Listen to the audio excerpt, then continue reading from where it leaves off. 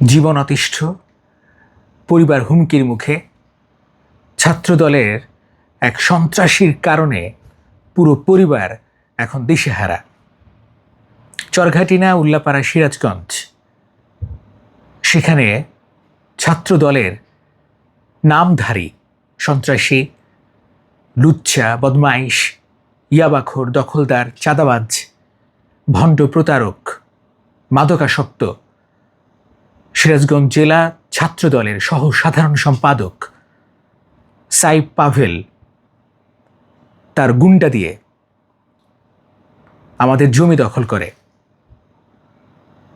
প্রায় 6 ফুট গর্ত করে জমি, মাটি বিক্রি করে কয়েক লাখ টাকায়। রাতের অন্ধকারে এই ঘটনা ঘটায়। 13 ডিসেম্বর এই ঘটনা ঘটিয়েছে। তারপর আমরা পুলিশের শরণাপন্ন হই, পুলিশ কোনো ব্যবস্থা নেয় নেই এখনো। আর্মির কাছে যাই, আর্মি কোনো ব্যবস্থা নেয় নেই এখনো।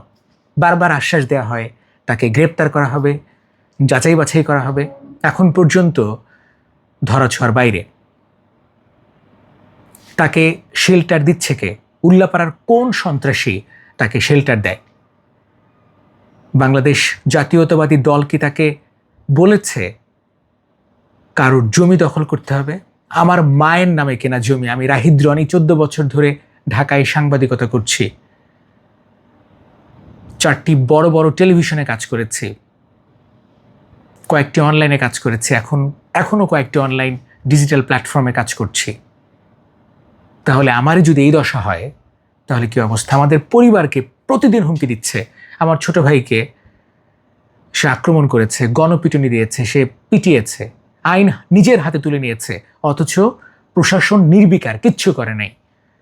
তাকে বরখাস্ত করা হবে বলে এখনও বরখাস্ত করছে না জেলা ছাত্রদল, কেন্দ্রীয় ছাত্রদল, প্রত্যেককে জানানো হয়েছে। কেন্দ্রীয় ছাত্রদলের সভাপতি, সাধারণ সম্পাদককে জানা হয়েছে, সিরাজগঞ্জ জেলা ছাত্রদলের সভাপতি, সাধারণ সম্পাদককে জানানো হয়েছে, উল্লাপাড়া থানার উপজেলার আহ্বায়ক, সদস্য সচিব, প্রত্যেককে জানানো হয়েছে। কোনো ব্যবস্থা এখন পর্যন্ত নেওয়া হয় নাই। বিএনপি কি এই রাজনীতি প্রমোট করে? তারেক রহমান এই রাজনীতি কি প্রমোট করে? বেগম খালেদা জিয়া এই রাজনীতি শিক্ষা দিয়েছে? ছাত্রদলের চিহ্নিত সন্ত্রাসী সে জমি দখল করছে, বাড়িঘর লুটপাট করছে, হুমকি দিচ্ছে, অপহরণ করার হুমকি দিচ্ছে, অথচ দেশের কোনো বিচার নাই, দেশের কোনো আইন নাই। এই বিএনপির হাতে কি নিরাপদ বাংলাদেশ? প্রশ্ন আমার।